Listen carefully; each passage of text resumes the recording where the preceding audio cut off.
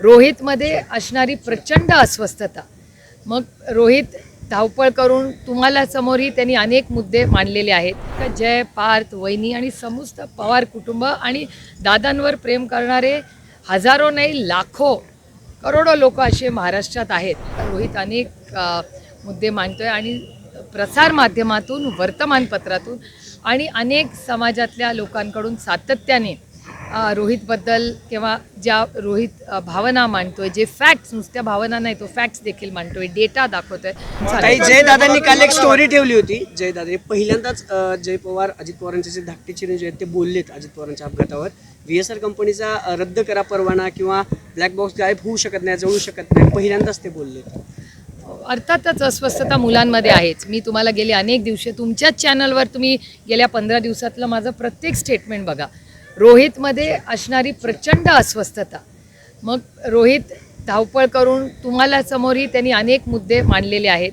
जयच्याही मनात अनेक दिवस, कारण का जय, पार्थ, वहिनी आणि समस्त पवार कुटुंब आणि दादांवर प्रेम करणारे हजारो नाही लाखो करोडो लोक असे महाराष्ट्रात आहेत, ज्यांना अनेक मनात प्रश्न आहेत, जे अस्वस्थ करणारे. त्याच्यामुळे तो न्याय मागण्यासाठी गेले 15-20 दिवस सातत्याने मी तुम्हाला सांगते की रोहित अस्वस्थ आहे, रोहित अस्वस्थ आहे. पण त्याच वेळेस पार्थ आणि जयवर एवढा मोठा हा शॉक आहे. ही मुलं लहानच आहेत. त्याच्यामुळे ह्या सगळ्या प्रक्रियेतून काल जयनीही त्याच्या भावना काल आपल्या सगळ्यांबरोबर शेअर केल्या. आणि सगळेच म्हणजे आमचं कुटुंब, आणि आमचं कुटुंब म्हणजे ज्यांचं आडनाव पवार आहे एवढेच कुटुंब नाही, तमाम गेल्या 6 दशकामध्ये या तमाम महाराष्ट्रानी आणि देशातल्या लोकांनी जे प्रेम पवार कुटुंबाला दिलं त्याबद्दल मी त्यांचे मनपूर्वक आभार मानते. आणि या अडचणीच्या काळात मी सगळे समस्त पवार कुटुंब आणि आपलं हे जे कुटुंब आहे त्याच्यात आपण या दुःखात एकत्र आहोत आणि एकामेकाचा साथ देऊन दादाची जी अपूर्णी स्वप्न आहेत ती पूर्ण करण्यासाठी आपण सगळ्यांनी एकत्र काम केलं पाहिजे.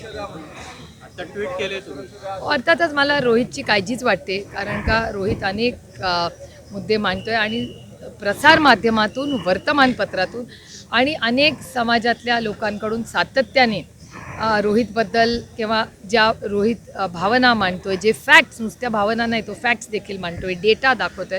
त्याच्यामुळे अनेक लोकांना त्याची काळजी वाटते. प्रसार माध्यम असतील, वर्तमानपत्र असतील आणि समाजातले अनेक लोक असतील. आणि अर्थातच मला असं वाटतं, मी महाराष्ट्र सरकारला विनंती करीन की आपण सगळ्यांनी ज्या पद्धतीने रोहित लढतोय त्याच्यामुळे रोहितला ही सिक्युरिटी द्यावी. त्याची सिक्युरिटी माननीय मुख्यमंत्र्यांनी रिव्ह्यू करावी, काय परिस्थिती आहे. कारण वर्तमानपत्र, समाजातले अनेक घटक आणि चॅनल्सवर ह्याच्याबद्दल बोललं जात आहे. त्याच्यामुळे अर्थातच काळजी तर वाटणारच ना.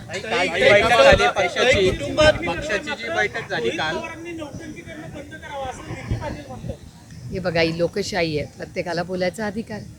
काल जी पक्षाची बैठक झाली त्याच्यामध्ये विलिनीकरणाच्या चर्चांना ब्रेक द्यावा किंवा त्या चर्चा थांबून पक्षवाढीसाठी संघटना मजबूत करण्यासाठी कार्यक्रम आखावे, अशा पद्धतीची चर्चा काय झालेली आहे? मी काल त्या मीटिंगला नव्हते, तुम्हाला माहिती असेल ना, तुमच्या मुंबईच्या बीटवाल्यांनी सांगितलं असेल ना, आणि तुमच्या इथल्या बीटवाल्यांनी माझं पुण्यातच काल मीटिंग घेतली, तर ऑब्व्हियसली मी नव्हते त्या मीटिंगमध्ये.